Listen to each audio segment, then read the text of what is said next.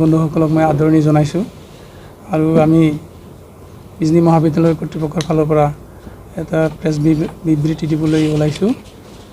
আপোনালোকে জানে যোৱা 2-1 জনৈক নিউজ পৰ্টেলৰ জৰিয়তে সামাজিক মাধ্যমত প্ৰকাশিত বিজনী মহাবিদ্যালয়ৰ এটা ভিডিঅ' বৰকৈ চৰ্চালৈ অহা পৰিলক্ষিত হৈছে আৰু এই নিউজটোৱে সঁচাকৈ আমাৰ বিজনী মহাবিদ্যালয় কৰ্তৃপক্ষক হতাশ কৰি তুলিছে।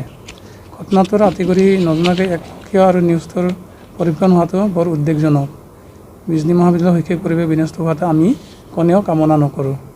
বিজনী মহাবিদ্যালয়ৰ বৰ্তমানৰ ছাত্ৰ ছাত্ৰীৰ সংখ্যা 3500 আৰু প্ৰায়বোৰেই ভিতৰুৱা বিভিন্ন অঞ্চলৰ পৰা অহা। মহাবিদ্যালয়ৰ প্ৰতিটো বিভাগেই সুকীয়া মহাবিদ্যালয়খনৰ অতিথিৰে মাত্ৰ এটা আৰু তাত ক্লাছ হয়। গতিকে বিভাগীয় বিভিন্ন অনুষ্ঠান আদিৰ লগত সংগতি ৰাখি HODৰ অনুমতি সাপেক্ষে ছাত্ৰ ছাত্ৰীবোৰে নিজৰ বিভাগীয় কৰ্তৃৰ শ্ৰেণীকোঠাত অফ টাইমত অনুষ্ঠান আদিৰ ৰিহাৰ্চেল কৰে।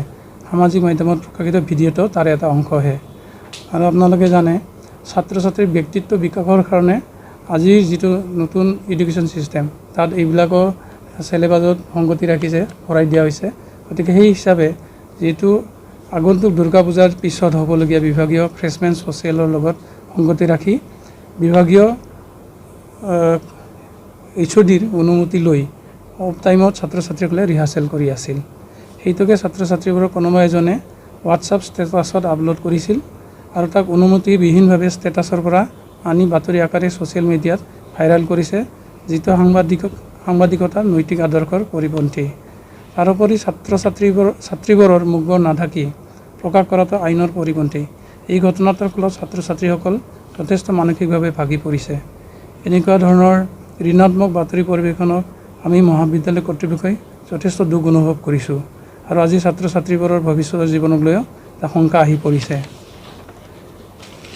বিজনী মহাবিদ্যালয়খন বিজনী অঞ্চলৰ এখন পুৰণি আগশাৰী অনুষ্ঠান। আমি এতিয়ালৈকে বহুতো একাডেমিক আৰু নন একাডেমিক কাম কৰি আহিছোঁ। যোৱা স্নাতক চূড়ান্ত পৰীক্ষাত বিজনী মহাবিদ্যালয়ৰ প্ৰায় 85% ছাত্ৰ ছাত্ৰীয়ে ফাৰ্ষ্ট ক্লাছ লৈ উত্তীৰ্ণ হৈছে। তাৰোপৰি মহাবিদ্যালয়খনৰ প্ৰায়ভাগ শ্ৰেণীকোঠাতেই আৰ্থিক অনাটনৰ মাজতো আমি ICT ক্লাছৰুমলৈ পৰিণত কৰা হৈছে। মহাবিদ্যালয়খনে ইতিমধ্যে অসম চৰকাৰৰ পৰা ইক' ক্লাবৰ এৱাৰ্ড এটা পাবলৈ সক্ষম হৈছে। এইবোৰ যিটো আমাৰ ধনাত্মক যিটো খবৰ, সেই খবৰে যদি সমাজক আপোনালোকে লৈ যায় তথাপিও আমাৰ কাৰণে বহুত ভাল হ'ব আৰু তাৰ পক্ষে আমি তেনেকৈয়ে কৰি আছোঁ। আৰু এইবোৰ উপৰিও মহাবিদ্যালয়খনত ইতিমধ্যে আমি অসমীয়া, বড়ো আৰু ইংৰাজী বিভাগত স্নাতকোত্তৰ শ্ৰেণী আৰম্ভ কৰিছোঁ আৰু আগলৈ আমাৰ কিছুমান বিভাগত স্নাতক শাখাৰ আৰম্ভণি কৰাৰ কাৰণে চেষ্টা চলাই থকা হৈছে। মহাবিদ্যালয়খনে ইতিমধ্যে কেইবাখনো আন্তঃৰাষ্ট্ৰীয় ৰাষ্ট্ৰীয় আলোচনা চক্ৰ আৰু পাতিছে আৰু গ্ৰন্থাদিও প্ৰকাশ কৰিছে। মহাবিদ্যালয়খনে ইতিমধ্যে বিনামূলীয়াকৈ কাৰিকৰী শিক্ষাৰ জৰিয়তে বহুতো মহিলাক শিক্ষা প্ৰদান কৰি স্বনিৰ্ভৰশীলতাৰ বাট মুকলি কৰি দিয়া হৈছে। আমাৰ যিটো স্কিল ডেভেলপমেণ্ট কৰ্চৰ জৰিয়তে আমাৰ ছাত্ৰ ছাত্ৰীৰ লগতে অন্যান্য বাহিৰৰ ছাত্ৰ ছাত্ৰীও, যেনেকৈ আমাৰ বিজনী অঞ্চলৰে বহু ছাত্ৰ ছাত্ৰী বা যিসকল জব নাই, যিসকল আধাতে শিক্ষা এৰিছে, তেওঁলোকৰ হৈ আমি এই কাৰিকৰী শিক্ষাত ইয়াত প্ৰদান কৰা হৈছে আৰু তেওঁলোকে স্বনিৰ্ভৰশীল বৰ্তমান তেওঁলোকে নিজৰ যিখিনি জীয়াই থকাৰ আহিলাটো তেওঁলোকে অৱলম্বন কৰিব পাৰিছে। এইবিলাক খবৰ নিশ্চয় পজিটিভ খবৰ আমাৰ কাৰণে আৰু এইখিনি যদি সমাজলৈ লৈ যায় বিজনী মহাবিদ্যালয়খনৰ যিটো পজিটিভিটি কথা চিন্তা ইতিমধ্যে আমি কৰি আছোঁ, এইখিনি কথা ৰাইজে গম পালেহেঁতেন। স্বনিৰ্ভৰশীলতাৰ বাট আমি ইতিমধ্যে মুকলি কৰি দিছোঁ। মহাবিদ্যালয়খন এনে এক সুস্থ সবল উন্নত শৈক্ষিক পৰিৱেশক একাষৰে কৰি থৈ কৰ্তৃপক্ষৰ পৰা স্পষ্টীকৰণ নোলোৱাকৈ মহাবিদ্যালয়খনৰ শৈক্ষিক বাতাবৰণক ম্লান কৰা মানসিকতাৰে এনেধৰণৰ বাতৰি পৰিৱেশন কৰাটো সঁচাকৈয়ে হতাশজনক। কলেজ কৰ্তৃপক্ষই ইয়াক আমি গ্ৰহণ নকৰে আৰু আগন্তুক দিনত মহাবিদ্যালয়ৰ সৰ্বাংগীন উন্নতিৰ বাবে আপোনালোক সাংবাদিক বন্ধু বান্ধৱী আৰু ৰাইজৰ পৰা সহযোগ বিচাৰিছোঁ আৰু আপোনালোকে আমাৰ যিখিনি পজিটিভ চিন্তাধাৰা, সেই পজিটিভ চিন্তাধাৰাখন আগবঢ়াই লৈ সমাজত যদি আপোনালোকে প্ৰচাৰ কৰে নিশ্চয় ইয়াৰ পৰা এটা শুভ বাৰ্তা বিজনী মহাবিদ্যালয়ৰ পৰা যাব। কাৰণ যিসকল ছাত্ৰ ছাত্ৰী ইয়াত পঢ়ে তেওঁলোকৰ মানসিক, শাৰীৰিক আৰু বৌদ্ধিক বিকাশৰ কাৰণে আমি যথেষ্ট চেষ্টা কৰি আছোঁ আৰু সেই দিশতো তাৰে এই যিটো ভিডিঅ' ওলাইছিল, যিটো নাচৰ কথা দিয়া হৈছিল, সেইটো হ'ল আমাৰ বিভাগীয় যিটো ফ্ৰেছমেন ছ'চিয়েল, এই ফ্ৰেছমেন ছ'চিয়েলৰ এটা অংশহে আছিল। গতিকে আশা কৰোঁ আপোনালোকে নিশ্চয় আমাক সহযোগ কৰিব আৰু এই সহযোগিতাৰে আপোনালোকৰ সহযোগত ৰাইজৰ সহযোগত ছাত্ৰ ছাত্ৰীৰ সহযোগত সম্পূৰ্ণ বিকাশ মই এখন উন্নতশীল এখন মহাবিদ্যালয় আমি পাবলৈ সক্ষম হ'ম। গতিকে এই আশা ৰাখি আজিৰ এই প্ৰেছ মিটটো মই ইয়াতে আপোনালোকৰ সহযোগিতা বিচাৰি এই শেষ কৰিছোঁ আৰু আমাৰ কিছু শৈক্ষিক কথা দুআষাৰ জনাবৰ কাৰণে আমাৰ একাডেমিক ইনচাৰ্জ মানে সৰজ কুমাৰ পচাই ছাৰক মই দুআষাৰ কোৱাৰ কাৰণে অনুৰোধ জনাইছোঁ।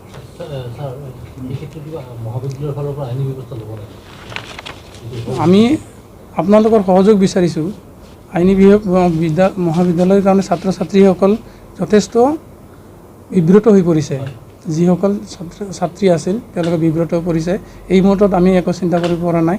আপোনালোকৰ পৰা আমি আজি পজিটিভ এটা ভিউ বিচাৰিছোঁ আৰু সেই পজিটিভ ভিউৰ জৰিয়তে যাতে সমাজক আজিৰ যিটো কথা এইটো নিউজটো যাতে যায়, বাতৰিটো যাতে যায় যে আমি এইটো কোনো এটা উদ্দেশ্য প্ৰণোদিতভাৱে এইটো প্ৰকাশ কৰা হৈছে, কিন্তু সেইটো যাতে নহয় আৰু পজিটিভ ভিউৰ কাৰণে ছাত্ৰ ছাত্ৰীৰ এটা সৰ্বাংগীন উন্নতিৰ কাৰণেহে এইটো কৰা মানে আমি চেষ্টা চলাই আছোঁ। গতিকে সেই ফালৰ পৰা আমি এতিয়াও চিন্তা কৰা নাই। আজিৰ ভিতৰত যদি আপোনালোক পজিটিভ নিউজটো গুচি যায় হয়তো নিশ্চয় আমি আইনগত ব্যৱস্থা লোৱা নহ'বও পাৰে।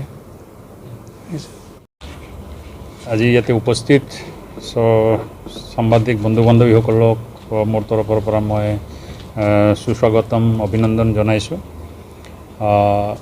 আমাৰ অধ্যক্ষ মহোদয়ৰ পৰামৰ্শক্ৰমে মই আমাৰ একাডেমিক সম্পৰ্কত কিছু কথা ইয়াতে আগবঢ়াব খুজিছোঁ যে আমি ইতিমধ্যে এই যিটো নিউ এডুকেশ্যন পলিচি 2020 এইটো আমি চৰকাৰৰ নিৰ্দেশ মতে আমি সাজু হৈছোঁ। আমি মানে তাৰ এটা 15 years ৰোড মেপ এইটো এটা কলেজ প্ৰত্যেক কলেজক এইটো তৈয়াৰ কৰিব দিছিল। আমি আমাৰ কলেজ বিজনী কলেজৰ নিজৰ যিটো ভৌগোলিক অৱস্থা, নিজৰ যিটো সাংস্কৃতিক আৰু ছাত্ৰ ছাত্ৰীৰ যিটো বিভিন্ন আৰ্থসামাজিক অৱস্থা সেইটোক লক্ষ্য ৰাখি আমি এই আগামী 15 বছৰৰ কাৰণে এটা ৰোড মেপ তৈয়াৰ কৰিছোঁ। এই ৰোড মেপৰ এইটো ভিতৰত যিখিনি বিশেষ কথা আছে মই সেইখিনি উল্লেখ কৰিছোঁ যে আপোনালোকৰ মাধ্যমত আজি আমাৰ ৰাইজে গম পাব যে ইয়াতে আমি নিউ এডুকেশ্যন পলিচিত কোৱা হৈছে যে 360 ডিগ্ৰী এডুকেশ্যন, তাৰমানে সম্পূৰ্ণ শিক্ষা, তাৰমানে ইয়াতে শাৰীৰিক, বৌদ্ধিক, মানসিক মানে স্পৰ্টছৰ পৰা আৰম্ভ কৰি কালচাৰেল এভৰিথিং তেওঁলোকে শিকিব লাগিব, স্বাৱলম্বী হ'ব লাগিব আৰু এমপ্লয়েবিলিটি যিটো কয় সেইটো আহিব লাগিব যিকোনো ক্ষেত্ৰত। সেইকাৰণে আমি ইয়াতে জোৰ দিছোঁ কি না skill training course for employability, যে বিভিন্ন স্কিল ট্ৰেইনিং আমাৰ ইতিমধ্যে কলেজত 2-এটা স্কিল ট্ৰেইনিং আৰম্ভ হৈছে, কিন্তু আগামী দিনত আৰু বিভিন্ন স্কিল ট্ৰেইনিং আমি ইয়াতে আমাৰ ছাত্ৰ ছাত্ৰীৰ কাৰণে আনাৰ কাৰণে যত্ন কৰি আছোঁ। আৰু তাৰ লগত আমি কি কৰি আছোঁ না বিভিন্ন শিক্ষানুষ্ঠান আমাৰ ৰাজ্যৰ ভিতৰত আৰু ৰাজ্যৰ বাহিৰতো, ইতিমধ্যে ৰাজ্যৰ বাহিৰত এটা শিক্ষানুষ্ঠানৰ লগতো কথা ফাইনেল হৈছে যে আমি তেওঁলোকৰ লগত MOU বা চুক্তি কৰি আছোঁ যে তেওঁলোকৰ যিখিনি বিশেষ দক্ষতা আছে তাৰ পৰা আমি আমাৰ ছাত্ৰ ছাত্ৰী আৰু তেওঁলোকৰ মাজত এটা অহা যোৱা থাকিব, শিক্ষকৰ আদান প্ৰদান এটা হ'ব যে আমি এই কৰি আমাৰ ইয়াৰ যিটো ভৌগোলিক যিটো সীমিত অৱস্থা আছে সেইটো আমি অতিক্ৰম কৰাৰ চেষ্টা কৰি আছোঁ। আৰু তাৰপিছত আমি কৰি আছোঁ কি না আমাৰ ইয়াতে কিছুমান ছাবজেক্টৰ নিউ স্পেচিয়েলাইজেশ্যন যিবিলাক আমাৰ ছাবজেক্টবিলাক এতিয়া কিছুমান পুৰণি হৈছে, যিবিলাকত হয়তো ছাত্ৰ ছাত্ৰী আগামী দিনত তেওঁলোকে নিযুক্তি পোৱাৰ অসুবিধা হ'ব। সেইকাৰণে আমি নিউ স্পেচিয়েলাইজেশ্যন ইয়াতে বহুকেইটা ইন্ট্ৰডিউচ কৰিম। তাৰ লগত আমি নিউ ষ্ট্ৰীম আমাৰ কলেজত আপোনালোকে জানে ইয়াতে আমাৰ কলা আৰু বিজ্ঞান আছে, কিন্তু বাণিজ্য ইয়েটো নাই। আমি আগামী দিনত সেইটো বাণিজ্যটো আনাৰ কাৰণে আমি যত্ন কৰি আছোঁ। আৰু বিভিন্ন সাবজেক্টত আমি ইতিমধ্যে অধ্যক্ষ মহোদয় জনাইছে যে আমাৰ ইয়াতে 3টা সাবজেক্টত পোষ্ট গ্ৰেজুৱেশ্যন ক্লাছ আছে, যে আগামী দিনত আমি প্ৰত্যেক সাবজেক্টত পোষ্ট গ্ৰেজুৱেশ্যন আনাৰ কাৰণে যত্ন কৰি আছোঁ।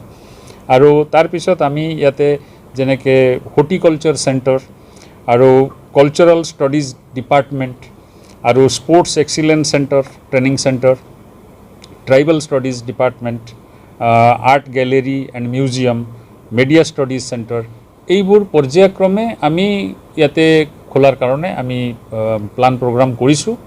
চৰকাৰক আমি এইখিনি জমা দিছোঁ আৰু আগামী দিনত হয়তো চৰকাৰৰ সহযোগত এইখিনি বিজনী মহাবিদ্যালয়ৰ লগত এইখিনি গোটেই যুক্ত হৈ যাব আৰু তেতিয়া বিজনী মহাবিদ্যালয় হয়তো ৰাজ্যৰ ভিতৰত এটা অগ্ৰণী মহাবিদ্যালয় হৈ ওলাব।